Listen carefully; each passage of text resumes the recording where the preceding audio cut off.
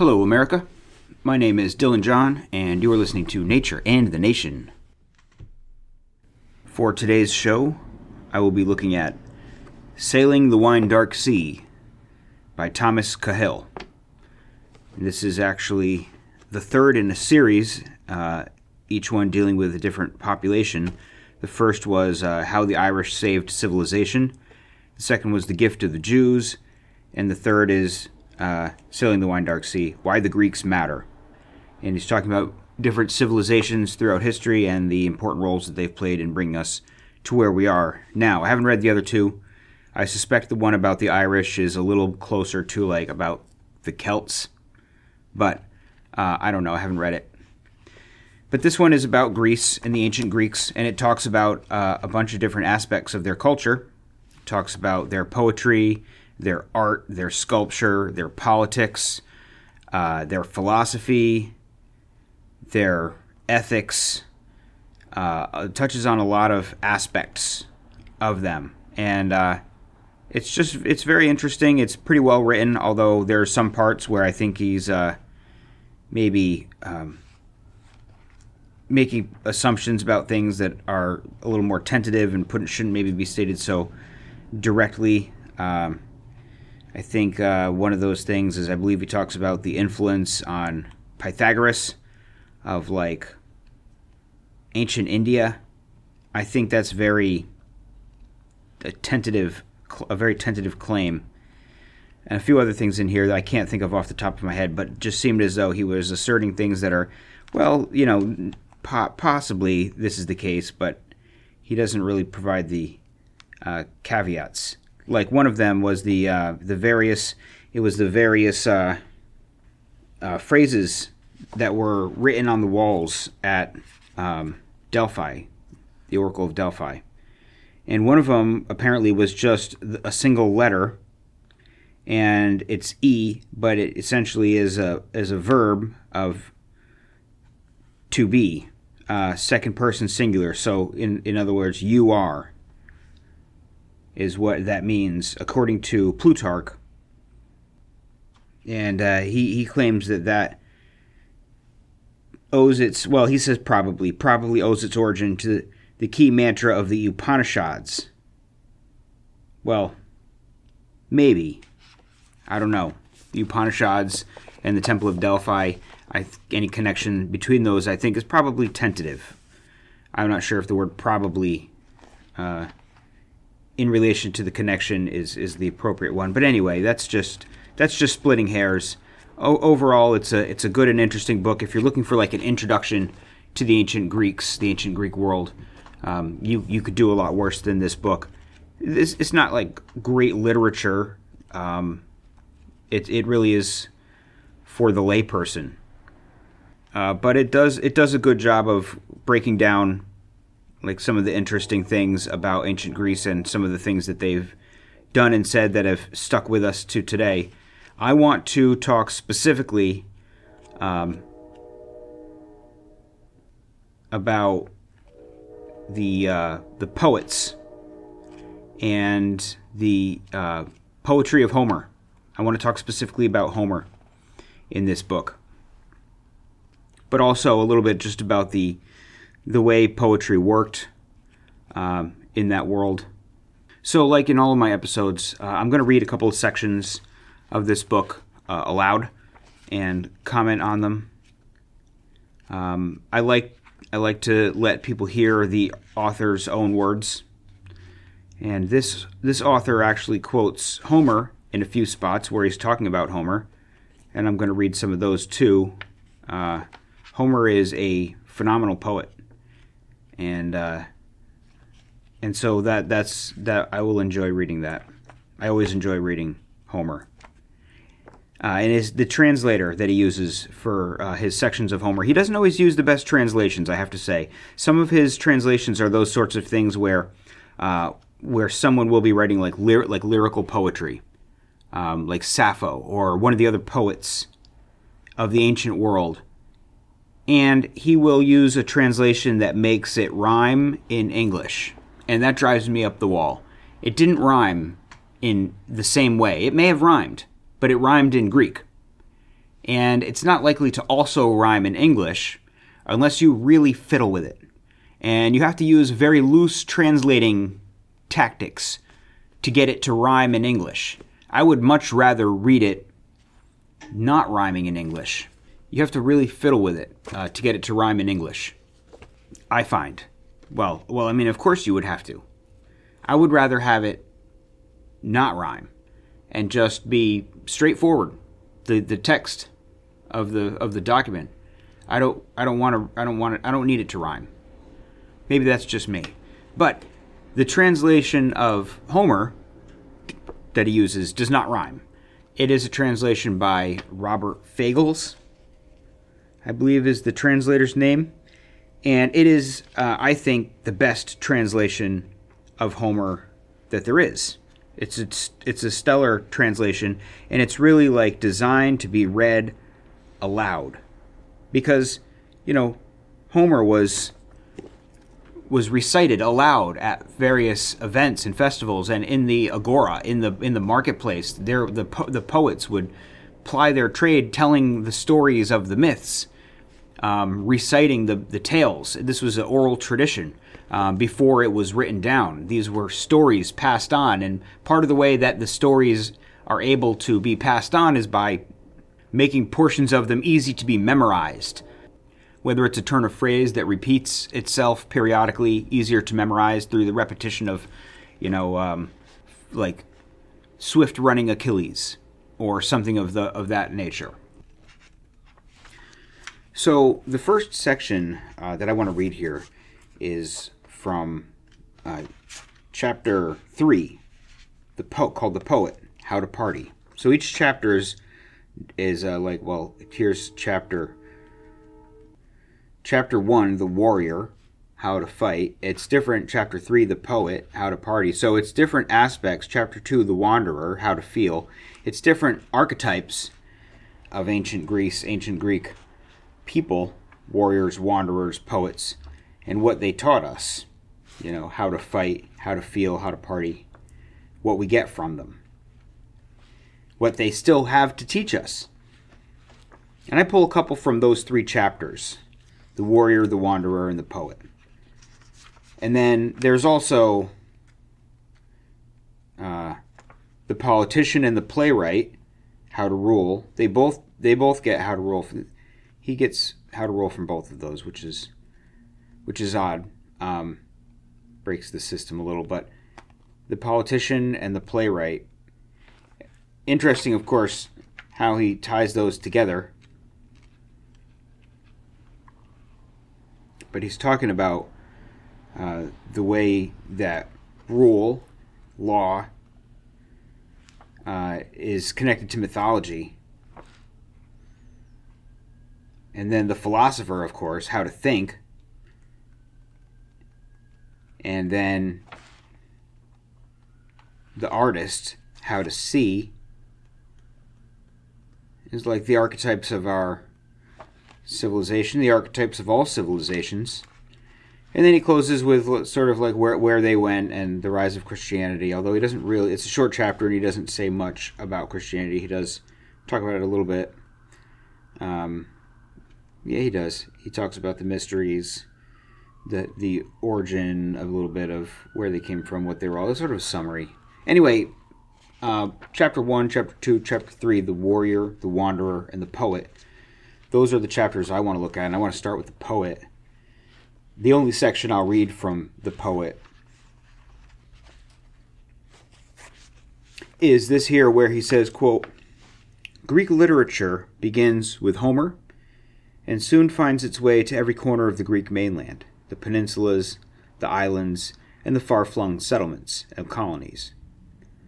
Though the poems of Homer and his successors were recorded, there will be no Greek reading public till we reach the 5th century BC.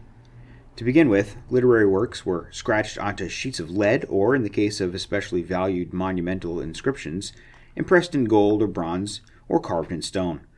Wooden tablets coated with wax and prepared animal skins also provided writing surfaces, but none of these methods encouraged the broadcast sale of books or the establishment of libraries, such as would become possible in later centuries.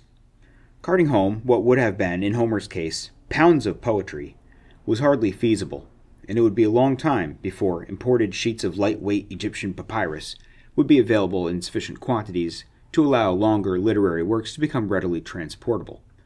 There was, instead, a hearing public that formed responsive audiences at festivals and contests. The rhapsodes, or stitchers of song, were wandering performers who traveled from occasion to occasion hoping for payments in kind, and once coinage became general in the 6th century, monetary rewards. As the courts of the old aristocracy, which could lavish hospitality on bards and rhapsodes, gradually sank beneath the waves of societal change, their role as patrons of poets was assumed by large assemblies, gathered for religious occasions. These festivals, some local, others, like the Olympics, pan-Hellenic, though originating as religious holidays, were held on vast circus-like fairgrounds, near sanctuaries dedicated to particular gods throughout Greece, and drew the devout and the curious, the sharp-eyed and the mercenary, the raucous and the rascally.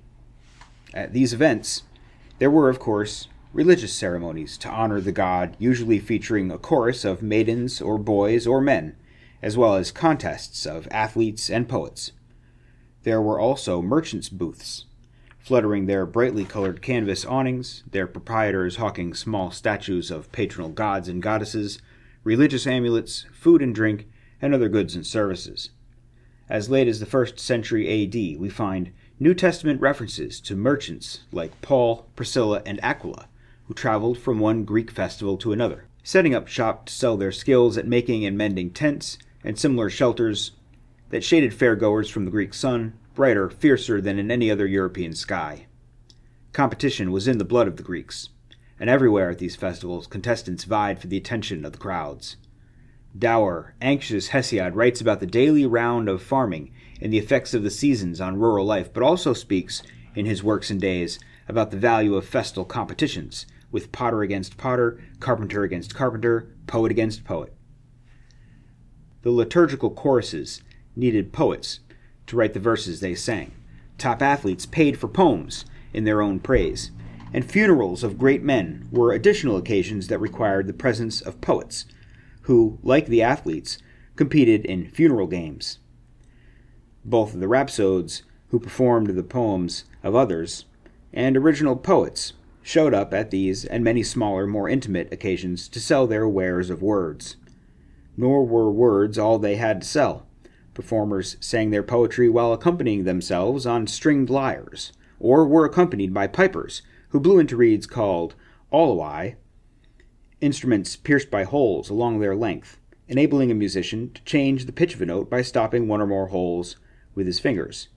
Though olos is usually translated as flute, the instrument's timbre was closer to an oboe and sounded, according to the Greeks, like the buzzing of wasps, and, at its high end, like the honking of geese.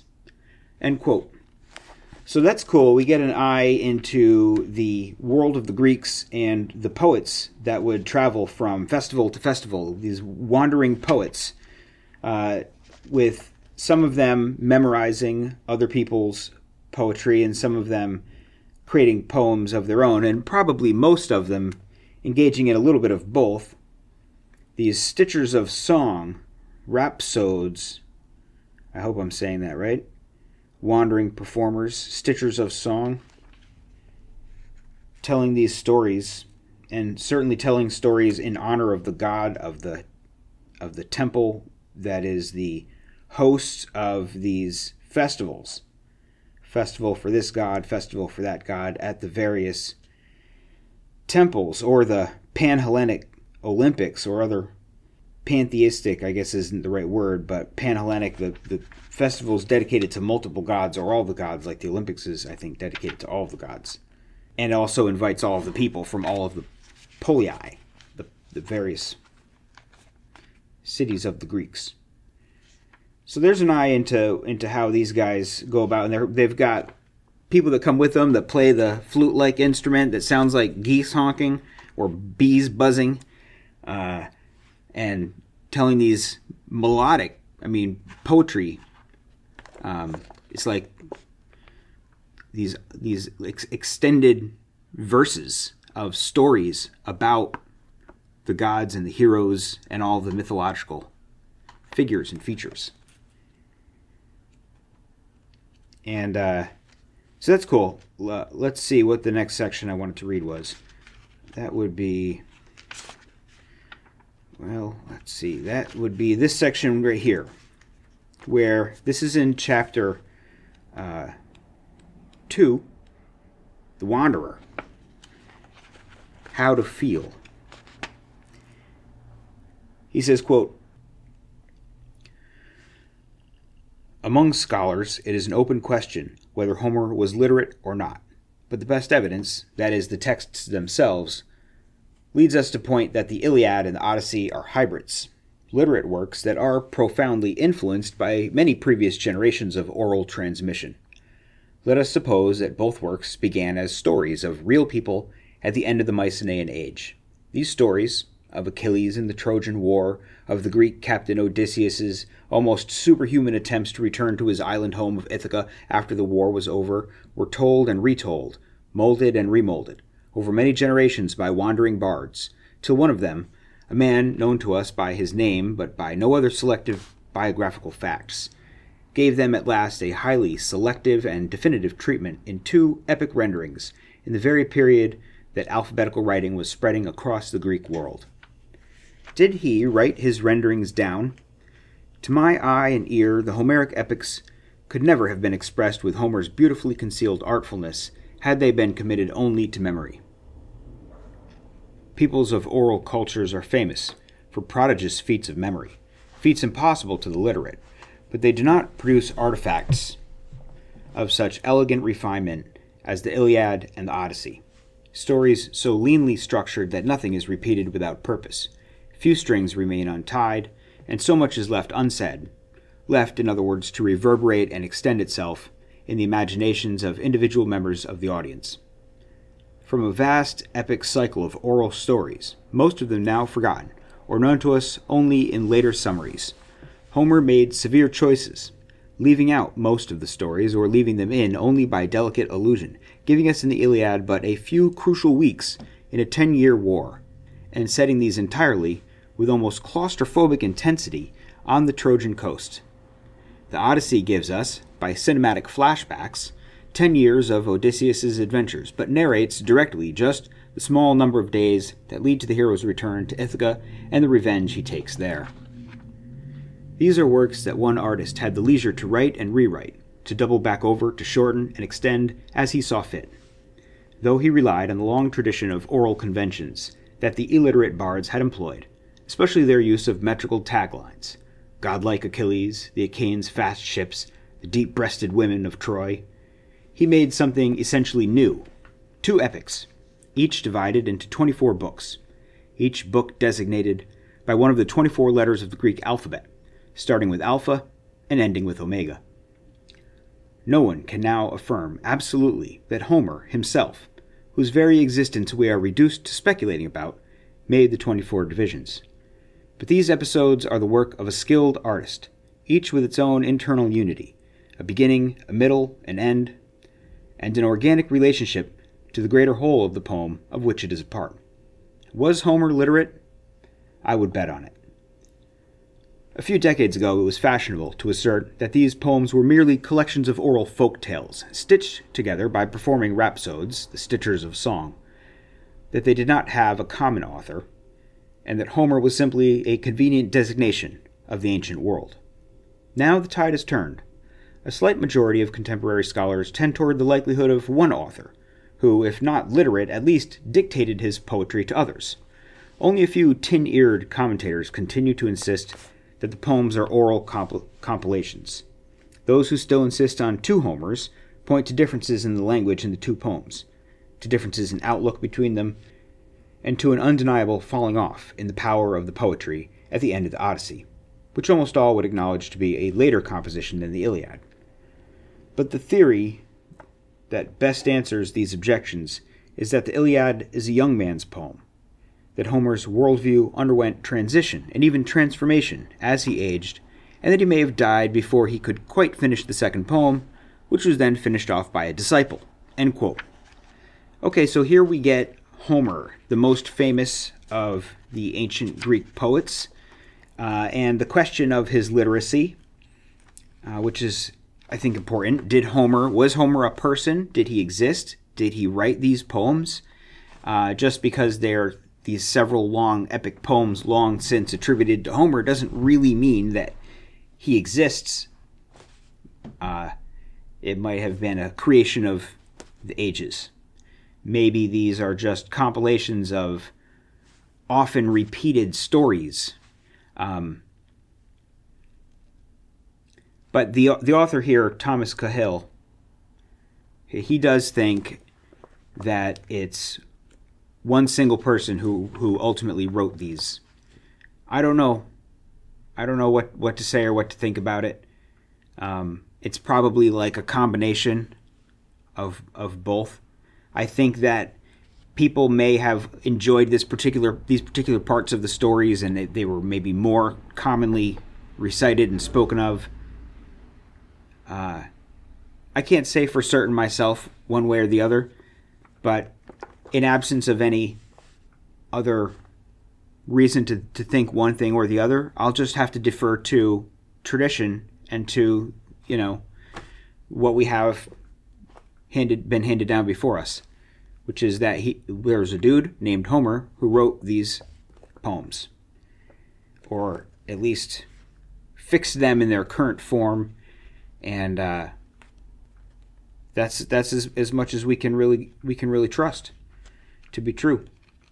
So he talked about the second of them, the Odyssey, being a later poem, the Iliad being a young man's poem that Homer wrote when he was young, and then as he got older, he wrote the Odyssey. Maybe that is the case. Again, we can't really know. But I want to talk about that a little bit. And Homer is just so skilled. Homer is such a skilled poet. These ancient poems are so good. He talks about the Odyssey a little bit. He says, quote, "The character of Odysseus is so subtle that this second work of Homer could not be understood much before the modern period. Only in the early 18th century did the distinguished Cambridge classicist Richard Bentley, naming the poems by their Greek titles, begin the process of redeeming Odysseus' story from the reproaches leveled against it. Take my word for it, poor Homer wrote a sequel of songs, to be sung by himself for small earnings and for good cheer at festivals and other days of merriment. The Iliad he made for the men, and the Odysseus for the other sex." Though Bentley was quite right about the circumstances of performance in Homer's day, he was probably a little off about the audience for the Odyssey, which was almost certainly performed for both sexes. Still, there is a delicious bit of truth in his remarks, for in the Odyssey, Homer found the subject of his old age, female sensibility. Not an outright rejection, but certainly an epic-long negation of the strutting male militarism of the Iliad. In the Iliad, the worst opprobrium that one hero can hurl at another is to call him a woman. In the Odyssey, Odysseus and his men are overcome repeatedly by tides of sorrow as they recall their lost homes, consumed with grief and weeping, live, warm tears, just the words Homer used in the Iliad to describe Andromache on the verge of losing her man. Yes, in the Iliad, Achilles and Priam weep together once at the climax of the poem, but the Odyssey contains an inexhaustible torrent of tears. Odysseus, stranded on Calypso's island, weeps for his lost home. He weeps again at the performance of a harping bard, who sings a song entitled The Strife between Odysseus and Achilles, an allusion to a piece of the prehistoric epic cycle otherwise unknown to us. But Odysseus, clutching his flaring sea-blue cape in both powerful hands, drew it over his head and buried his handsome face, ashamed his hosts might see him shedding tears. But later, when the same bard, blind Demodocus, the faithful bard the muse adored above all others, no wonder the self-praising Greeks thought Homer was here referring to himself, sings the story of the Greeks' treacherous wooden horse that brought Troy down. Odysseus comes apart, no longer shielding his sorrow from public view. But great Odysseus melted into tears, running down from his eyes to wet his cheeks as a woman weeps, her arms flung round her darling husband. a man who fell in battle, fighting for town and townsmen, trying to beat the day of doom from home and children, seeing the man go down, dying, gasping for breath. She clings for dear life, screams and shrills, but the victors just behind her, digging spear butts into her back and shoulders, drag her off in bondage, yoked to hard labor, pain, and the most heartbreaking torment wastes her cheeks. So, from Odysseus's eyes ran tears of heartbreak now. In his sympathetic response, Odysseus has surpassed even Hector, the most humane male figure of the Iliad. The unthinkable has come to pass. Odysseus has become Andromache. When, in Book 16 of the poem, Odysseus and his son Telemachus recognize each other at last, their mutual tears know no limits. "No, I am not a god," the long-enduring great Odysseus returned. "Why confuse me with one who never dies? No, I am your father, the Odysseus you wept for all your days. You bore a world of pain, the cruel abuse of men." And with those words, Odysseus kissed his son, and the tears streamed down his cheek and wet the ground, though before he'd always reined his emotions back. Odysseus sat down again, and Telemachus threw his arms around his great father, sobbing uncontrollably, as the deep desire for tears welled up in both. They cried out, shrilling cries, pulsing sharper than birds of prey, eagles, vultures with hooked claws, when farmers plunder their nest of young, too young to fly. Both men so filled with compassion, eyes streaming tears, that now the sunlight would have set upon their cries if Telemachus had not asked his father all at once, "What sort of ship, dear father, brought you here, Ithaca, at last?" Likewise, in the 18th century, the first century capable, I believe, of appreciating what Homer was up to in the Odyssey, the precipient Samuel Johnson remarked, "To be happy at home is the ultimate result of all ambition, the end to which every enterprise and labor tends, and of which every desire prompts the prosecution." Such a sentiment was seldom, if ever, expressed with such conviction by any commentator before the 18th century, except the mysteriously godlike Homer, so refreshingly unpartisan, so unideological, and so confoundingly secular in his old age. Johnson's end is not anyone's end in the Iliad, but it is Odysseus's homely purpose, which could only have earned him the contempt of Achilles and the whole procession of heroes. All Odysseus wants to do is make it back to his wife, son, and home. End quote. So that's pretty powerful, like talking about the difference between the Iliad and the Odyssey. And he says, according to Richard Bentley, the distinguished Cambridge classicist, Homer wrote a sequel of songs to be sung by himself for small earnings and good cheer. Basically, a traveling bard, a traveling poet, making small earnings and good cheer. I mean, these traveling poets clearly weren't loaded. They're like just, probably just scraping by in ancient Greece, although, I don't know, but I can't imagine you can make a killing traveling at festival to festival. Anyway, he says, "Take my word for it, poor Homer wrote a sequel of songs to be sung by himself for small earnings and a good cheer at festivals and other days of merriment. The Iliad for one, and the Odyssey for one sex, and the Odyssey for the other." In other words, he wrote the Iliad for men and the Odyssey for women. The author here says, well, it probably was both men and women. He probably wasn't just entertaining large groups of women singing songs for them. It was probably mixed company. But clearly, Greek women were, out and about in the world, probably more so than is often portrayed to be the case. They had their own exclusive religious congregations and rituals and events like large events, large festivals dedicated to women, a whole number of them, probably more than festivals for men. Maybe the funeral games were probably more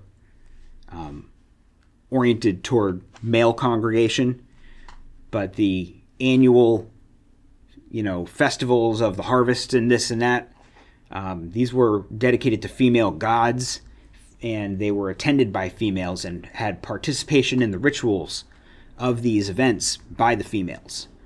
but it was certainly like mixed company at these festivals.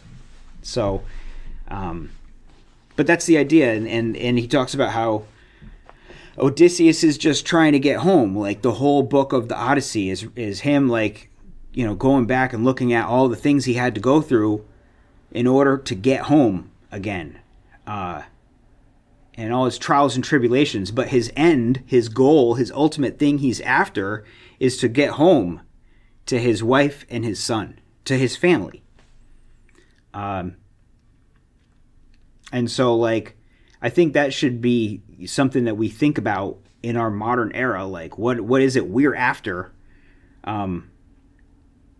There's a sort of like kind of red pill mentality among a lot of people that, like, there's something kind of cucked about, like, having a wife and kids and being like the family man, you know. But, like, I don't know. I feel like that's just actually a pretty important part of civilization, which is something that we like, right?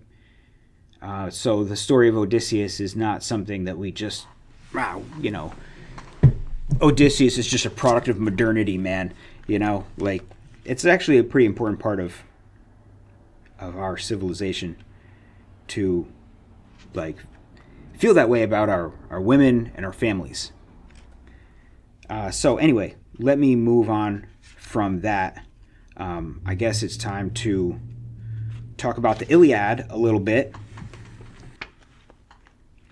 In this section, he talks a little bit about the circumstances of the Iliad. He gives a nice quote here from it, and I'm going to read that, which I'm looking forward to. I love this stuff, man. I love reading it. It's made to be read aloud. You know, probably these ancient poets were better at it than I am. They knew it. They had it memorized, and so every line they knew what the next line was going to be, and they were able to deliver it in probably a way that's a lot more pleasing to the ear than me reading it out of a book. It's not going to be the same, certainly, but, you know, I do my best. So here he says, quote, "The Greek fleet has been long since beached on the Trojan shore, and the army of the Greek chieftains is wearily besieging the well-fortified city, which has been able to withstand its assaults for 9 years. But brilliant, unbeatable Achilles, whom Homer immediately calls Dios, or noble, a word whose Indo-European roots means godlike, or shining like the divine stars, has left the field of battle in outrage at his treatment by haughty Agamemnon. For Agamemnon has commandeered Achilles' concubine, a girl Achilles won as war booty. Agamemnon feels justified in taking Achilles' concubine because he has had to accede to the unthinkable and give up his battle-won concubine.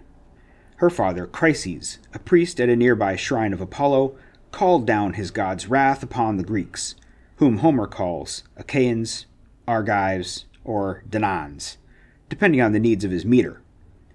Homer's audience would already have known the details of the story, so they would not have been the least disoriented as he begins thus, summarizing the conflict between the two men, a conflict with fatal consequences for Greeks and Trojans alike. Rage, goddess, sing the rage of Peleus' son Achilles, murderous, doomed, that cost the Achaeans countless losses, hurling down to the house of death so many sturdy souls, great fighters' souls, but made their bodies carrion, feasts for the dogs and birds, and the will of Zeus was moving toward its end. Begin, muse, when the first two broke and clashed, Agamemnon, lord of men, and brilliant Achilles. What god drove them to fight with such a fury? Apollo, the son of Zeus and Leto. Incensed at the king, he swept a fatal plague through the army. Men were dying, and all because Agamemnon spurned Apollo's priest. Yes, Chryses approached the Achaeans' fast ships to win his daughter back, bringing a priceless ransom, and bearing high in hand, wound on a golden staff, the wreaths of the god, the distant deadly archer. He begged the whole Achaean army, but most of all, the two supreme commanders, Atreus' two sons, Agamemnon and Menelaus, all Argives geared for war. May the gods who hold the halls of Olympus give you Priam's city to plunder, then safe passage home.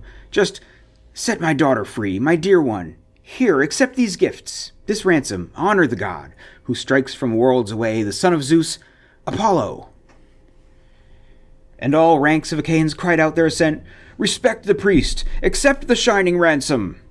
but it brought no joy to the heart of Agamemnon. The king dismissed the priest with a brutal order ringing in his ears. "Never again, old man. Let me catch sight of you by the hollow ships. Not loitering now, not slinking back tomorrow. The staff and the wreaths of God will never serve you then. The girl, I won't give up the girl. Long before that, old age will overtake her in my house, in Argos, far from her fatherland, slaving back and forth at the loom, forced to share my bed. Now go. Don't tempt my wrath, and you may depart alive." The old man was terrified. He obeyed the order, turning, trailing away in silence down the shore, where the battle lines of breakers crash and drag. And moving off to a safe distance, over and over, the old priest prayed to the son of sleek-haired Leto, "Lord Apollo, hear me, Apollo, god of the silver bow, who strives the walls of Chryse and Scylla sacrosanct, lord and power of Tenedos, Smintheus, god of the plague. If I ever roofed a shrine to please your heart, ever burned the long rich bones of bulls and goats on your holy altar, now bring my prayer to pass. Pay the Danaans back, your arrows for my tears." His prayer went up, and Phoebus Apollo heard him. Down he strode from Olympus's peaks, storming at heart with his bow and hooded quiver slung across his shoulders. The arrows clanged at his back, as the god quaked with rage, the god himself on the march, and down he came like night. Over against the ships he dropped to a knee, let fly a shaft, and a terrifying clash rang out from the great silver bow. First he went for the mules and circling dogs, but then, launching a piercing shaft at the men themselves, he cut them down in droves, and the corpse fires burned on, night and day, no end in sight. I have set out this generous quotation to remind you of Homer's splendor. If I could, I would now proceed to quote the whole poem before going further. It is so glorious, the foundation masterpiece of Western literature. In this immaculately forged new translation by Robert Fagles, which gives us much of Homer's precision, resurrecting the terrible beauty of Greece's Bronze Age in language as swift as Apollo's arrows. Note the overwhelming inevitability of the half-line, "and down he came like night," yet enclosing a gorgeous strength, capable of burnishing each detail to brilliance. The upshot of Apollo's plague is that all the Greeks come to realize the cause of their misfortune, and that the priest's daughter needs to be returned to her father if the plague is to leave them.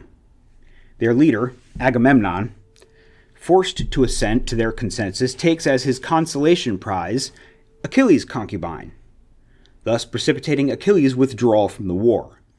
For most of the poem's 24 books, Achilles sits in his tent in a rage, deliberating whether to remain on the sidelines or to abandon the Greeks altogether, raise his sails, and push off for home, along with the fellow countrymen who are under his command.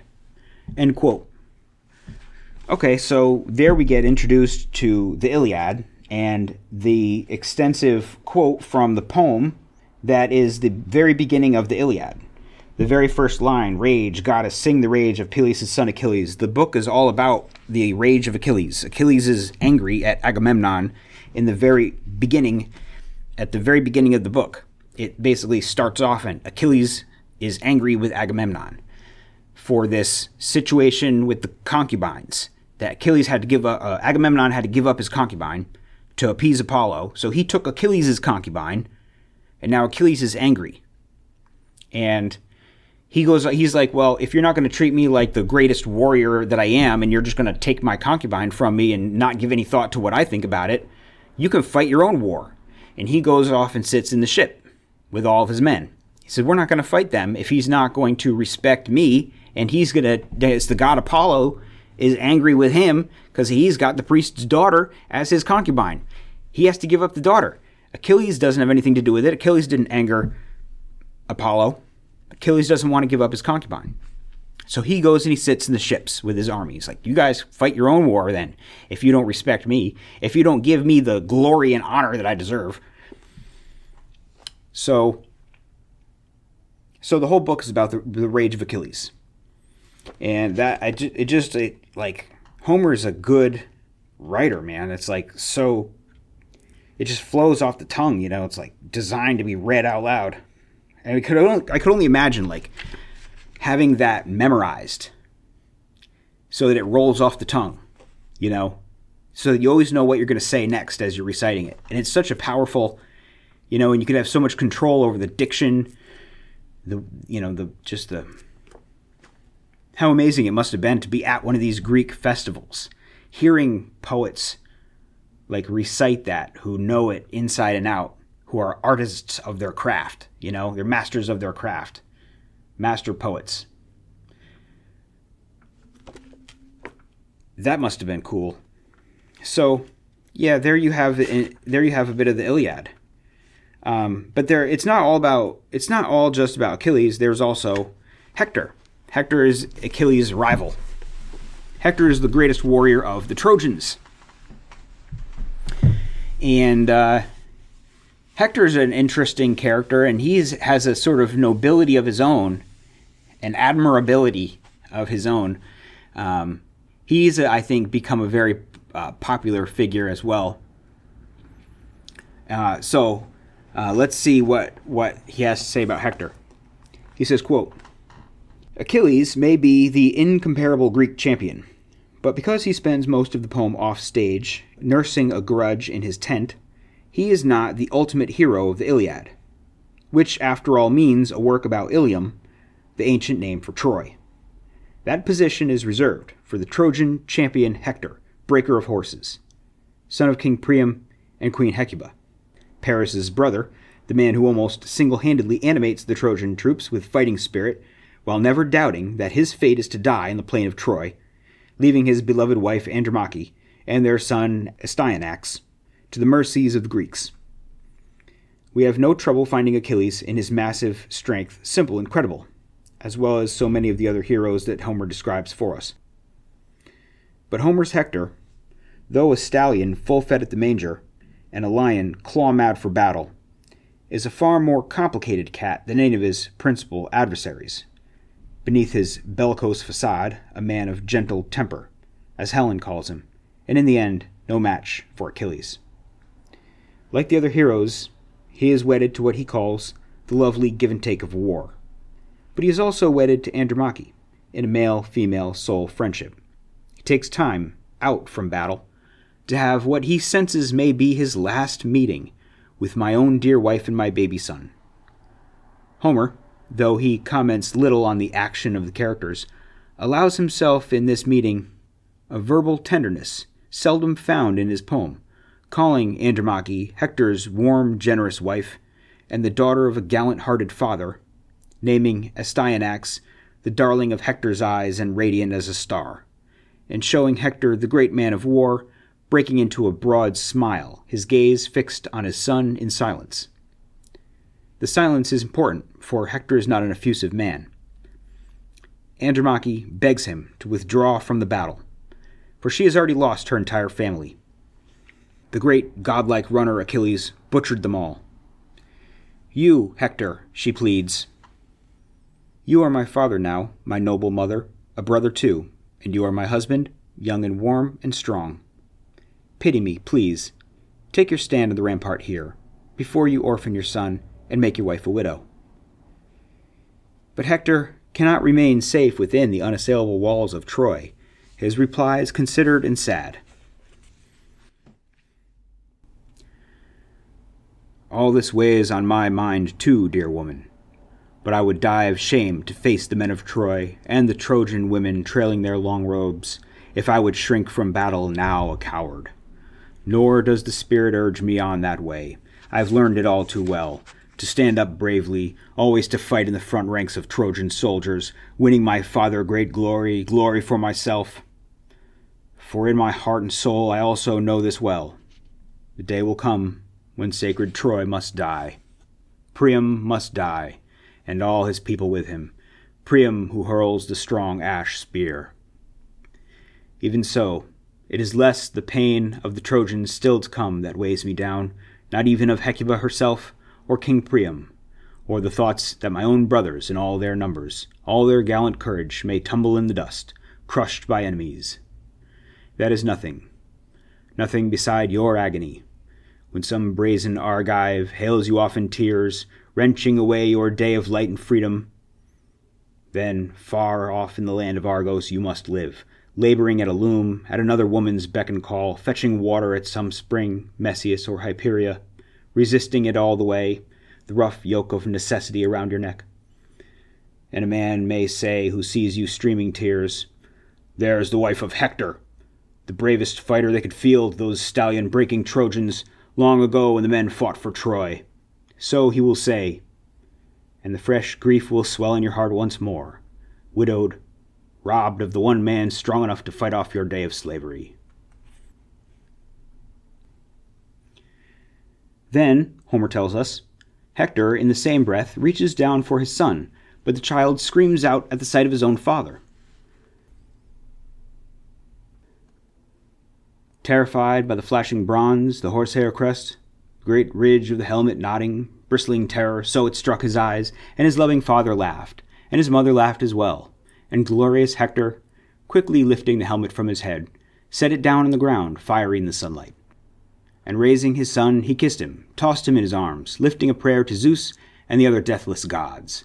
"Zeus, all you immortals, grant this boy, my son, may be like me, first in glory among the Trojans, strong and brave like me, and rule all Troy in power, and one day let them say he is a better man than his father, when he comes home from battle, bearing the bloody gear of a mortal enemy he has killed in war, a joy to his mother's heart." So Hector prayed, and placed his son in the arms of his loving wife. Andromache pressed the child to her scented breast, smiling through her tears.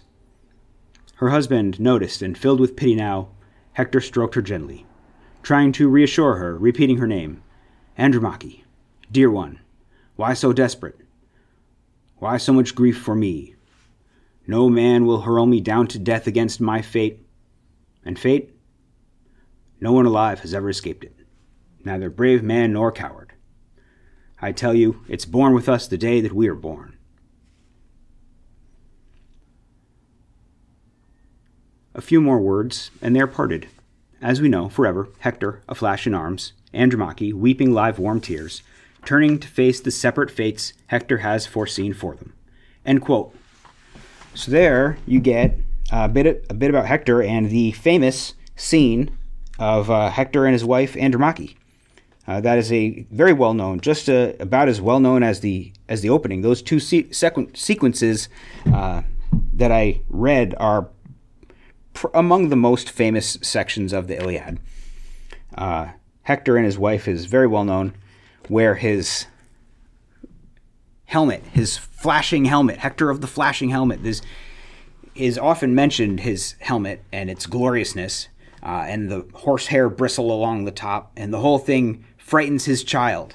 His child cries out in fear of this helmet, and Hector laughs, and Andromache laughs, like in this moment of like he's probably going to be killed in battle.